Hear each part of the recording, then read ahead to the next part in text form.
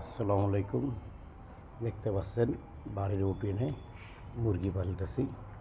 মুরগিগুলো খাইতেছে, বেশি কিছু খাইতে হয় না, কিছু খাবার দিই, ঘাস আনি দেই, ঘাসও খায়। আর ইয়েতে আমরা লাভবান হই। অনেক অনেক ডিম দেয় প্রতিদিন। ডিম আর আমাদের কিনা লাগে না। আমাদের মুরগির ঘরটাও দেখাবো, আপনারা দেখতে থাকুন।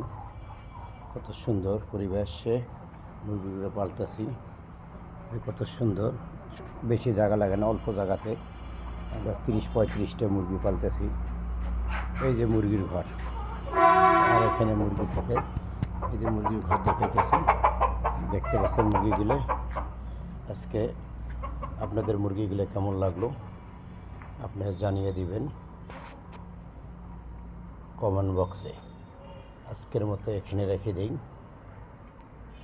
আল্লাহ হাফেজ। এই যে মুরগির ঘরটা আপনাদের পুরো ঘরটা দেখাইলাম, দেখতে পাচ্ছেন।